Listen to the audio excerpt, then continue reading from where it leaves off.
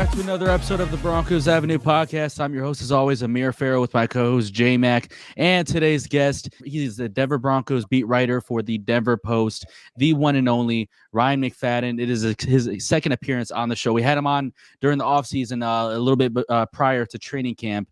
So it's great to have you back on the show, man. You're definitely one of my more favorite members of the media. I love all your writing and all your articles. It's great to have you. Obviously, your first year in Denver, man. How's Denver been treating you? How have you been feeling lately? It's been good. It's been even better that you're covering a 4-game winning streak compared to a possible rebuild. I would say that. But yeah, it's been. I would say overall, it's been a while. It's been a pretty wild start on the beat here in Denver.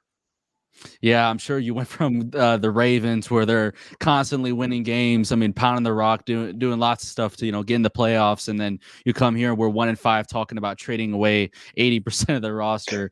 But hey, the Broncos, like you said, 4-game winning streak, didn't trade a single person, didn't fire a single coach. They just stick with the homegrown players and everybody that they have in-house. And like I said, they're on a 4-game winning streak, 5-5 in the thick of the playoff race. So, but first, before we go and jump into the playoff race and all the team culture and everything, make sure you guys, if you're listening on YouTube, like, subscribe, help us get to 2,000 subscribers. But let's go ahead and jump into this Kareem Jackson news. Kareem Jackson suspended 4 games without pay. That was announced last night. He is going to be missing out if this suspension does stand, because he is appealing it. It's pending the appeal. He will be missing out on like a little bit over $500,000 in base salary, which is a very, very significant amount. So, Ryan, do you think this suspension was kind of deserved? And do you think this appeal will work this time around? So I would say this for the hit. If we're just going off the hit on Josh Dobbs, I don't think so. Now, I think when you look at the 4-game suspension, I think this is more of Sean Payton mentioned it when he got suspended before.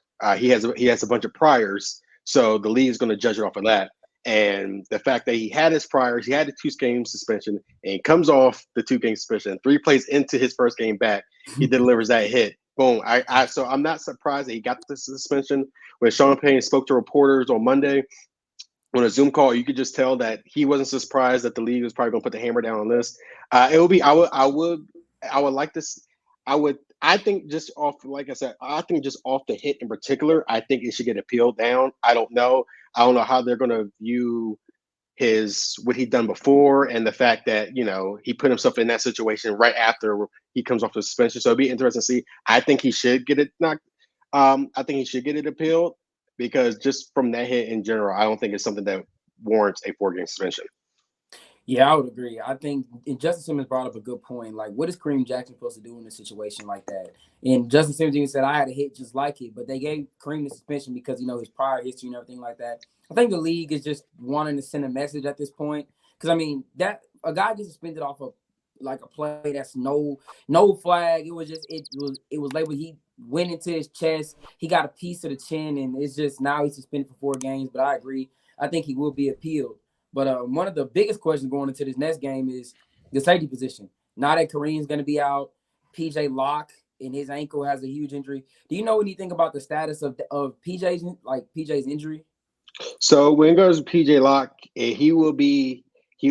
coach said he will be. They're going to evaluate it later on in the week, so it's still up in the air on there. If Locke is not to go, we're probably going to see Delarian Turner-Yale start next to Justin Simmons against the Browns. This could be an opportunity where rookie J.L. Skinner could get some work out there as well. He was active against the Vikings. So I think his suspension really comes at Jackson's suspension comes at a pretty bad time, especially, dealing with Locke's injury. And also too, Kareem Jackson is a pretty solid player. And when you're winning 4 games in a row and trying to push into a playoff spot, you kind of want your best players out there on the field. So yeah, this suspension really hurts them at the worst time. I think when he got suspended to the 2 games, he obviously they had the bye week, and they was able to hold off against Kansas City, hold off against Buffalo. But yeah, this is not the best time for that suspension to come around. Yeah, and Kareem Jackson played actually a really good game against the Vikings. Doesn't get talked about enough. So it's I think it's a pretty big drop off between him and Turner-Yale, and then obviously Skinner. He played his first NFL game and didn't even get any reps at defensive back on defense. So it's gonna be rough, especially when he's kind of throwing into the fire a little bit. I like the way that they've gone about with Riley Moss, just kind of easing him into special teams in that Chicago game, and just kind of easing him in a little bit, not throwing him into the fire at nickel because just Jaquan McMillan's been playing on fire. But yeah, my kind of take on the whole Kareem Jackson suspension. I mean, the rule says, if we're being completely unbiased, it is a foul if a player lowers his head and makes forcible contact with his helmet against an opponent, which, I mean, I can't argue with too much. He does lead with the helmet. While he doesn't hit the head or neck area, because of that, I don't think the suspension should be as severe. So I do agree with you guys. I think it should be reduced. I don't think he will win it this time around, the appeal, just because it's multiple offenses, and the league is really trying to establish a point here for the player safety and all that. And they seem very firm on this, especially the letter that John Runyon wrote. I just don't see them really, granting the appeal in this situation. But yeah, could you see the Broncos? Maybe it probably won't be this week. If they would have made a move, it probably would have been already. But could you see the Broncos going out for a safety in the open market? I know the market's not too, talent. There's not a lot of talent out there, but could you see that happening, or do you just see them sticking with in-house? I think they're just going to stick with in the house at this point, and especially. And I think it's always going to come down to PJ Locke's injury. I think if PJ Locke is someone where this is not a long-term injury, and if he is good to go against Cleveland, or if he doesn't play against Cleveland, he's good the week after that. I think they're probably going to just stick with house with him, with those guys they got there. Yeah, I was just getting ready to ask you that question, because you look at the market, it's not really a big market right now for safeties. That's probably one of the weaker positions in the market right now. But I mean, this is a huge chance for DTY to show up, because if PJ Locke can't go this week, then we're gonna be really thin at safety.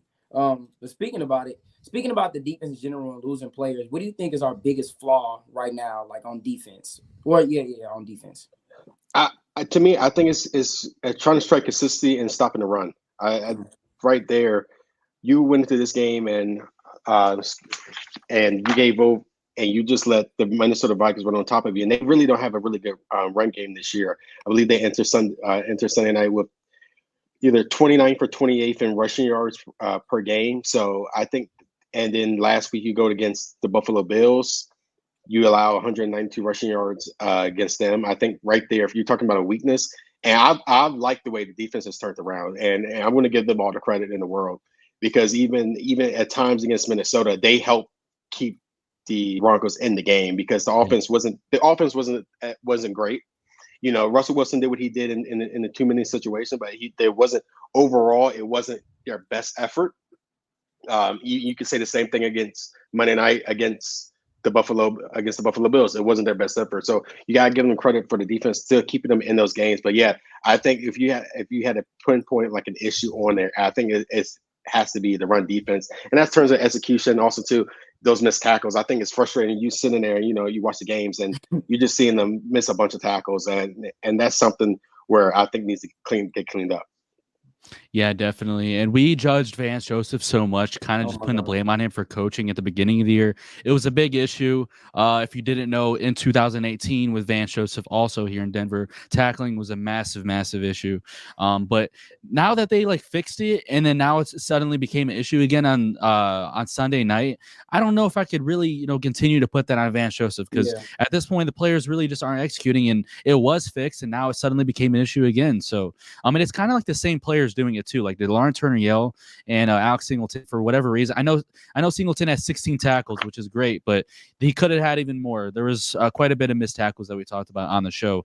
But moving over a little bit to Sean Payton and the resurgence he's had this season, starting off 1-5, going to 5-5. Players have bought into Sean Payton's philosophy and his identity on the offensive side of the ball.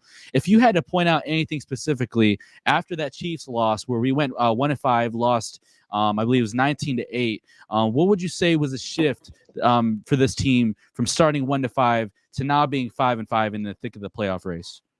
I think it starts with, for one, I think it starts with defense. I think that's the huge thing. I feel like the defense has done a really solid job, and I think the one thing you got to pinpoint is they're winning the turnover battle a lot. Yeah, and that's what we're seeing. It started with the Green Bay with PJ Locke game-stealing interception. 5 turnovers. You forced 5 turnovers on the Kansas City Chiefs, 4 against the Buffalo Bills. they're winning those turnover battles. And I think right there, I think that's helped generate that momentum. And then sticking with turnovers, the Broncos offensively are not turning the ball over as much.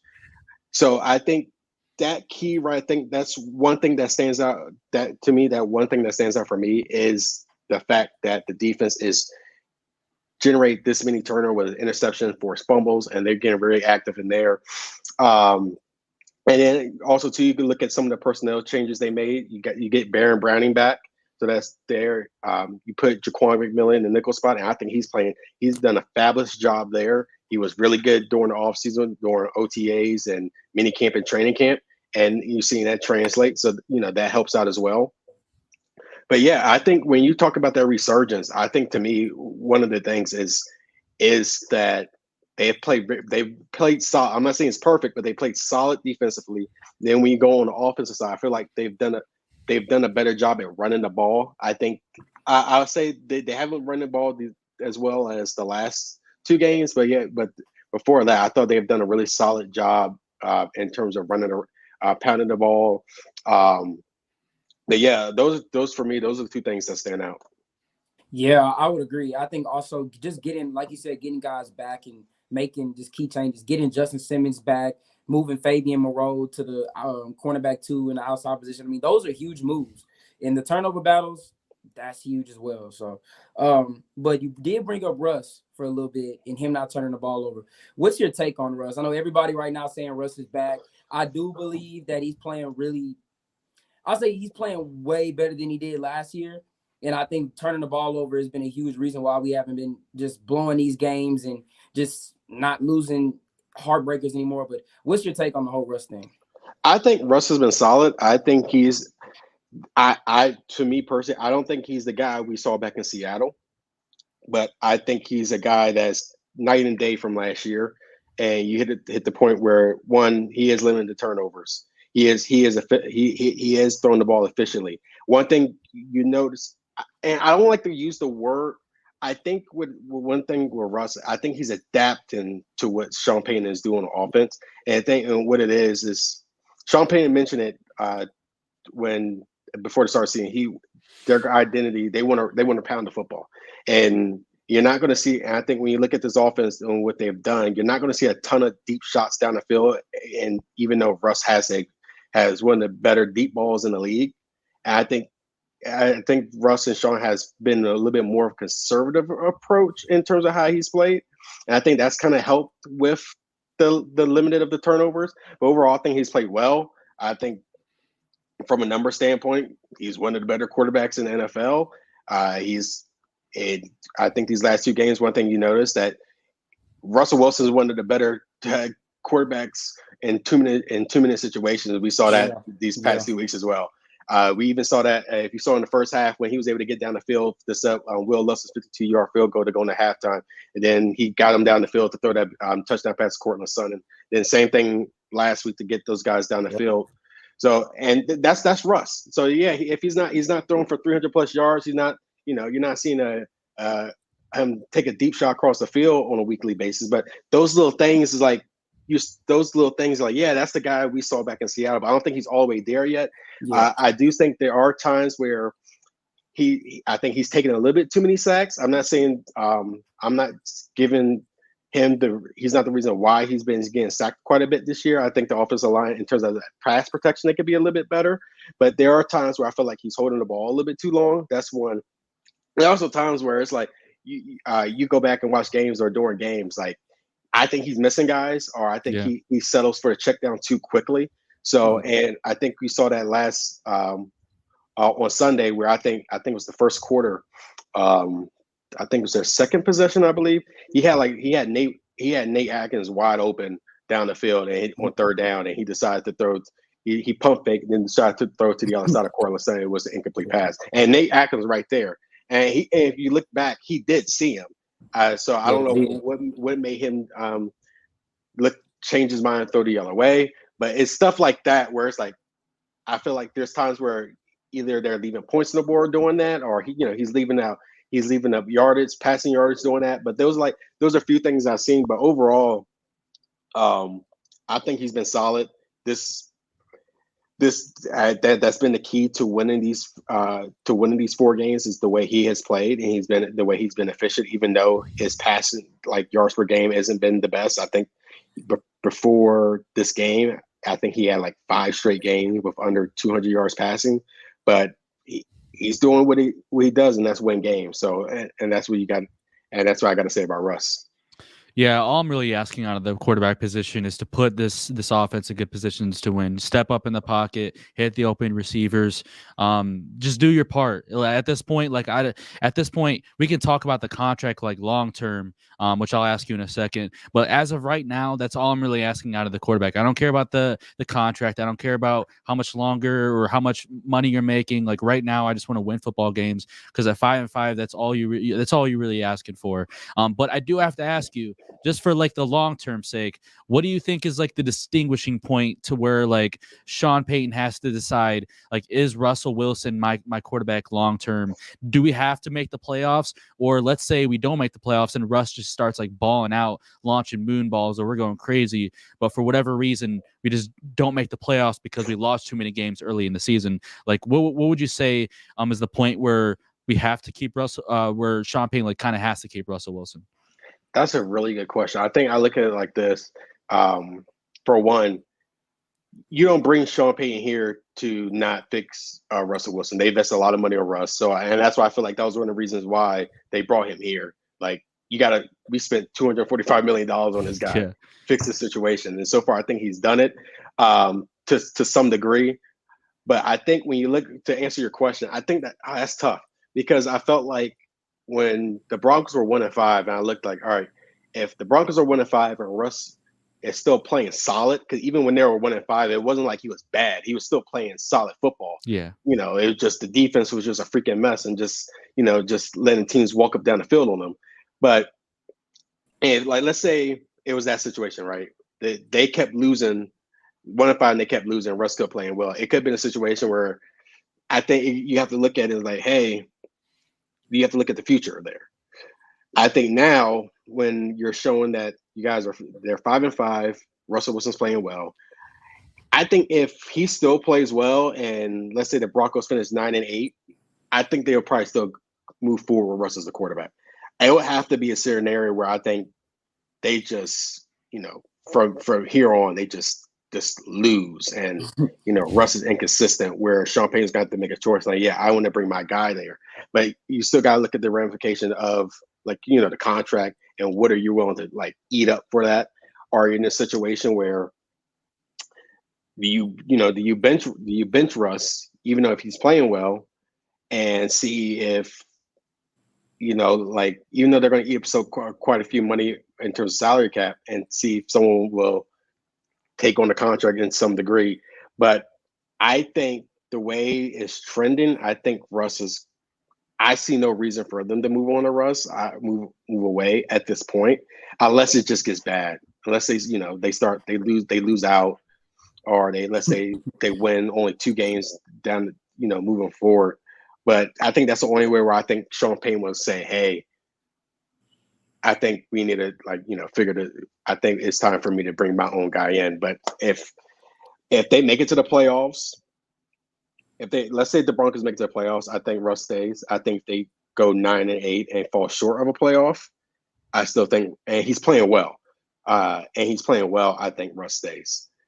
Because even from what we were seeing, it hasn't been some pretty football, but from what we've seen, like, he's helping win games.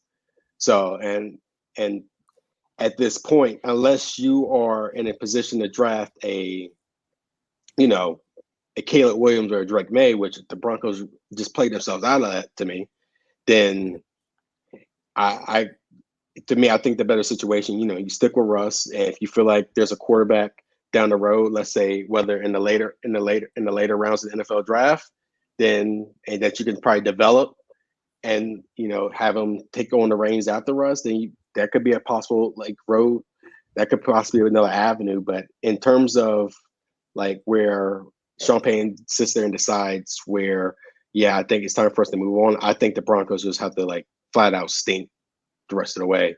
But if they are competitive, if they're in the playoff hunt, and even if let's say they finish over 500 and still and still miss the playoffs, I think they probably still going to ride with the guy. I think this is also to talk about too. Like, I mentioned on our show the other day, I could see him taking a pay cut, like low key.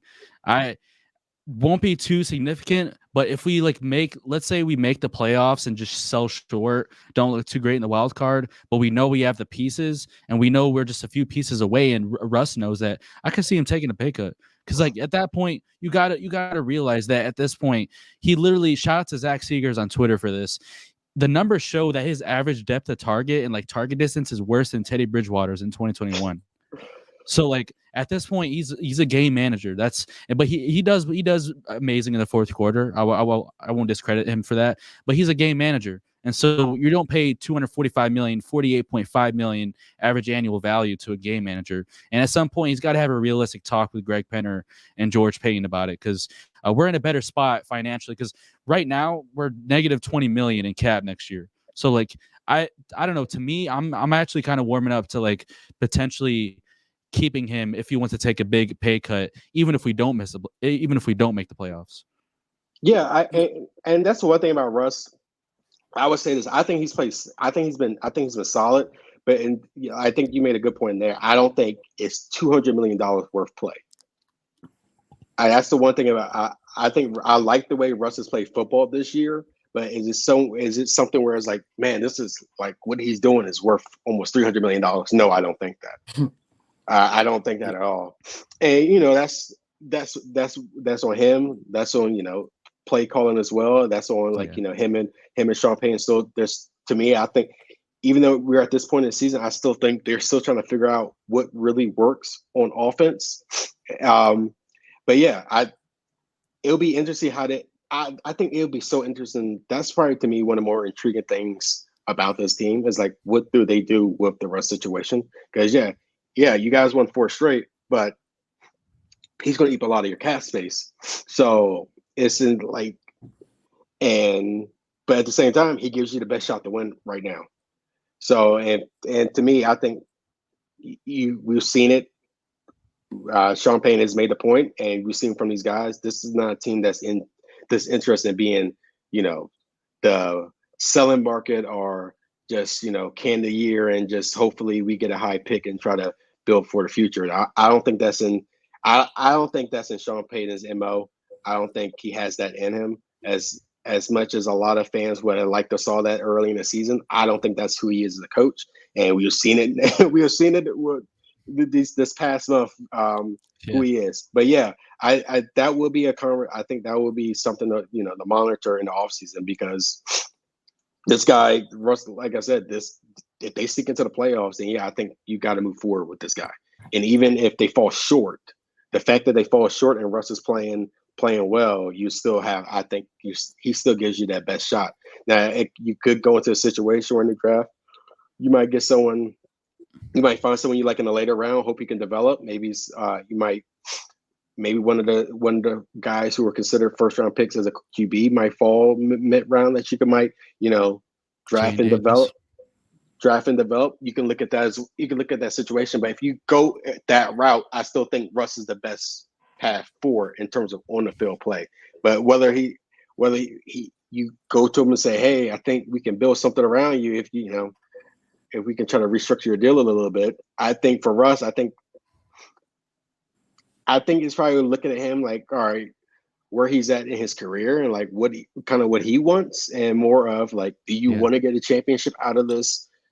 This is probably this might be his last stop, or it might be one more stop after this. Who knows? But like, he's 34 going on 35. Like, does he want to make one more shot at a title? And if that's the case, then if he has to make that type of sacrifice, then we'll see. But I think for right now, I think the best path forward is Russ.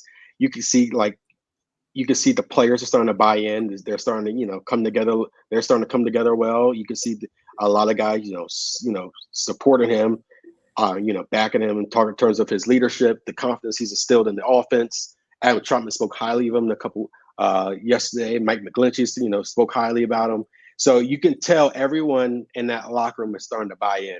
And I think that's another thing that's been, to me, I think that's been the key to like this turnaround, is that idea of, belief.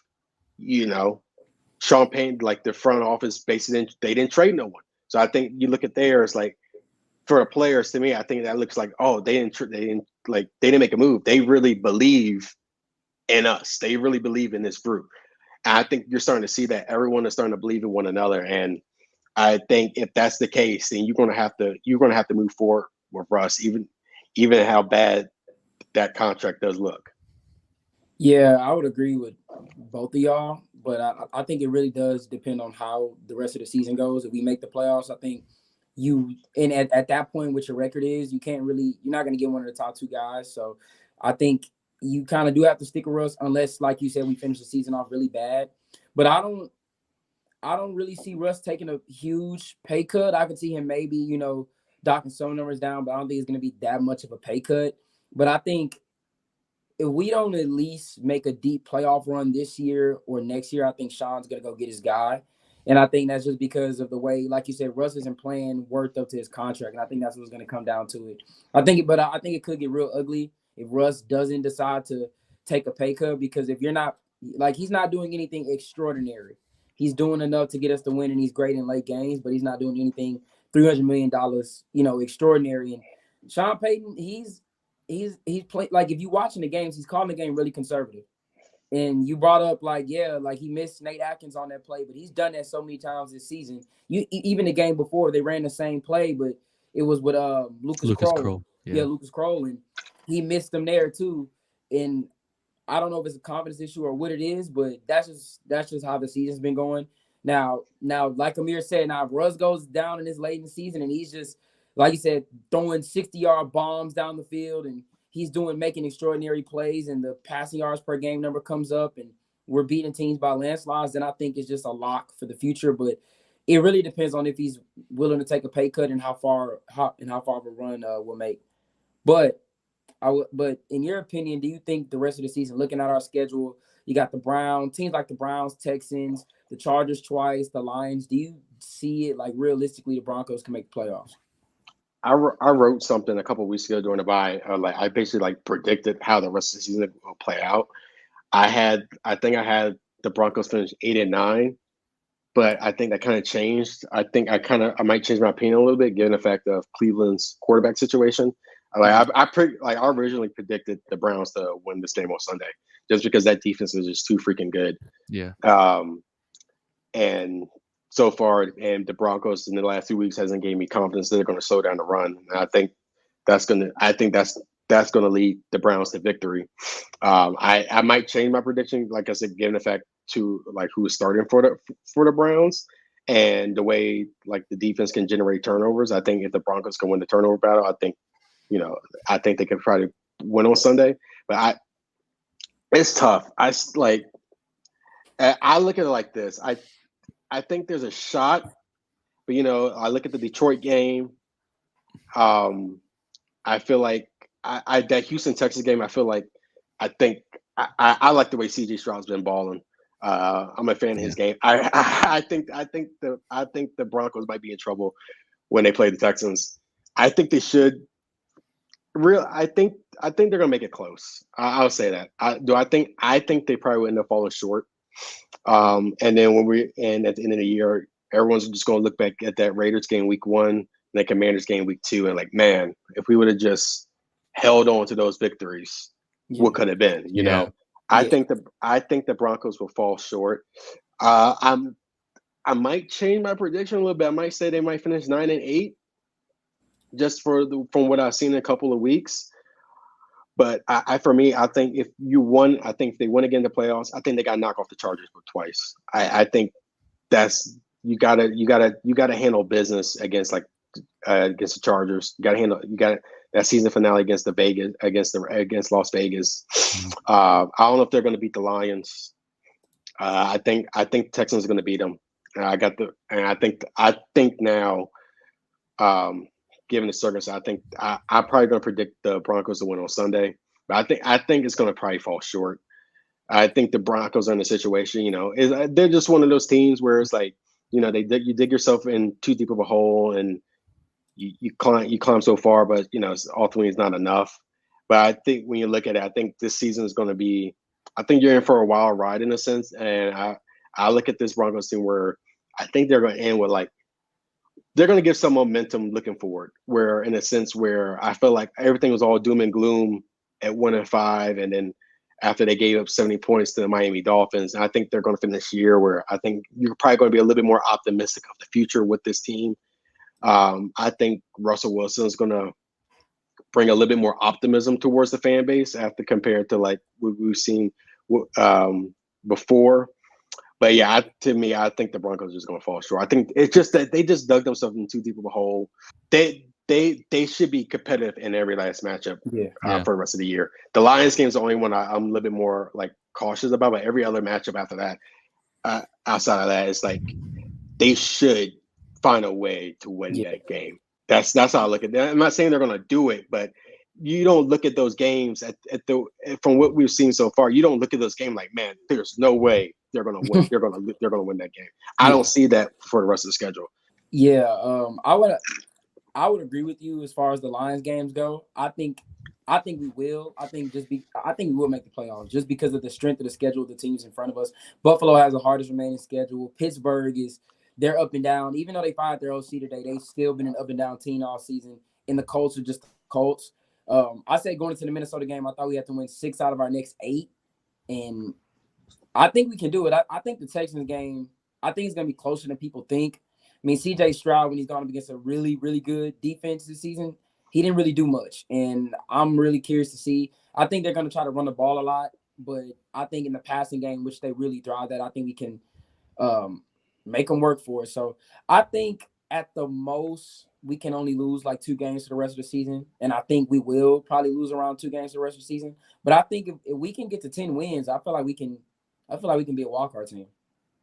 Yeah, like I said, I had 9-8 at like the beginning of the season, but in my opinion, like if the team keeps playing the way that they have been playing, there's no reason that they shouldn't finish any worse than 10-7.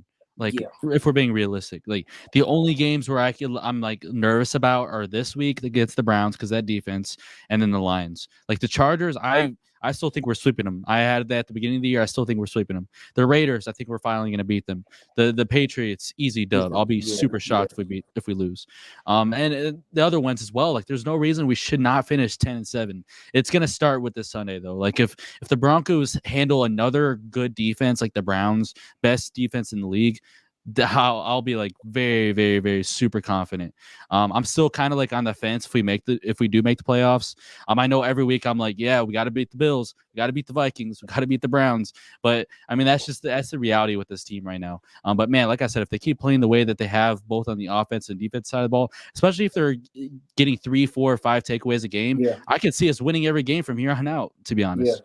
Yeah, and real quick, look at the quarterbacks we have to play. It's a lot of young quarterbacks, whether it be Bailey Zappi. I know C.J. Stroud's playing good, but he's still a young quarterback. And you got DTR and Aiden O'Connell. I hope I said his name right. But we gotta. I don't know, man. Like I feel like we can win 6 out of now 5 out of 7. But I think we can do it. I would say this: it's not impossible. If you would have asked me back in. After the Jets game, would we have this conversation that they can make a shot at the playoffs? I'll say you guys have lost your mind and start looking at mock drafts and see where, and start looking towards the future. But man, like you guys made a point. Like you look at the schedule, there's no reason why they shouldn't be competitive for the rest of the way.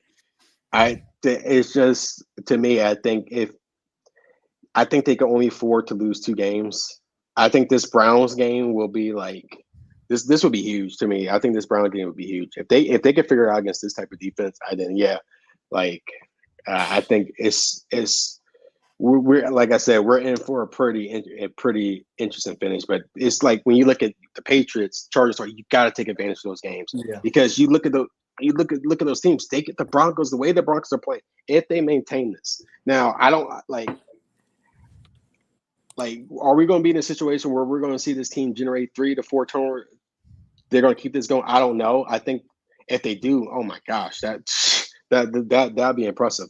But yeah, the defense is playing the way they are, and if they can find a way to get back to like containing the run like they were in previous weeks, then yeah, I think that they have what they need to sneak in, and especially when you look at the rest of the league. It's going to be hard.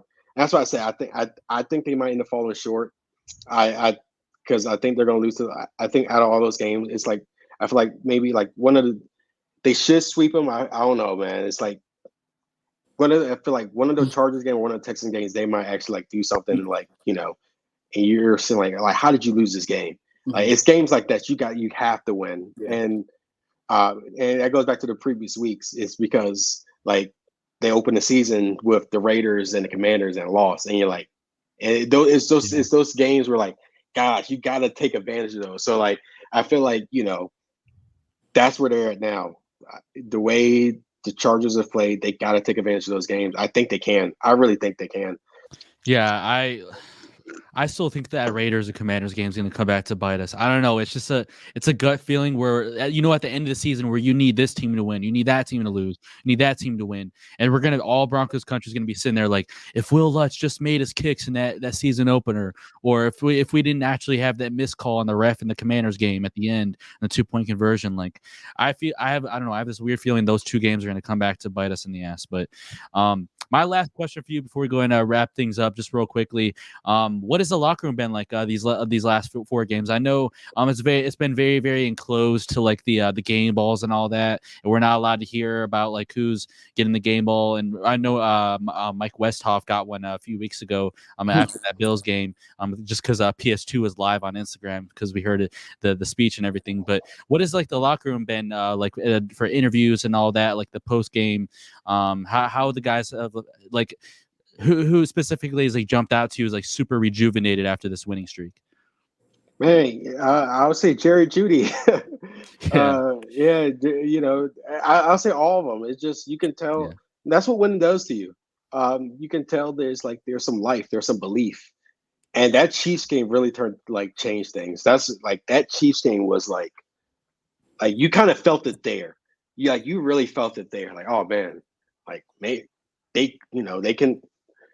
They're starting to believe in themselves. Like, the Packers one was cool, but like after that Chiefs win, you knocked off 6 after losing 16 straight, and you beat the reigning Super Bowl champions the way you did, forcing 5 turnovers, and you picked off Patrick Mahomes twice.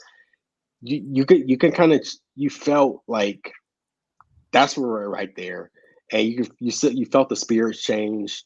And it was more like this team truly believes in the vision Sean Payton has. They just believe in one another, and I think that's been the key right then and there. And then I felt like that translated to the wins and to these last 2 wins against Buffalo and Minnesota. It's just like that was like, I feel like that was a switch, that Chiefs win, because it like you go back to that game, it's like it wasn't like a close game. They beat them like they beat them bad. Now it wasn't like a 40-point blowout, but just like when you watch that game, like they just like they gave it they gave it to them. Like you held them to 9 points. Like that defense, like they beat the crap out of them. It was just one of those games where it was just one of those. It was a physical beatdown. Yeah. It was like one of those like old school physical beatdowns. You pound the rock. You're very physical in defense. You're forcing turnovers like that. And that was like, oh man, like even like watching that game, like, oh, like this was different. Like this was like. It was just a different feeling, and from there, I feel like that is translated. These guys are spirited. They're motivated. They're hungry. I think the fact you go through a trade deadline, you don't let no one go, and that's right there. That right there is like owner, like the front office and Sean Payton saying like we believe in you guys. And I think that goes a long ways. I think that truly goes a long ways. It's not X's and O's. It's not, it's that stuff I'm saying. It's not X's and O's, but like that's that whole idea of belief and having a coaching staff that they didn't sell. And it's like so with those guys knowing that they didn't sell is like, all right, you believe in us. All right, let's make this work. And that's what we've seen. And these guys are happy. It's they're not happy but not satisfied because you still got a long way to go. It's not like the team is over 500, you're at 500, and if you lose on Sunday, you're back to you're 5-6. So, but yeah, the vibes has changed tremendously. Yeah, I guess that players are probably finally happy they don't have to get asked about a losing streak to the Kansas City anymore, or allowing 70 points to Miami. But yeah, you can tell the vibes are just great. The guys are spirited, and they're locked in.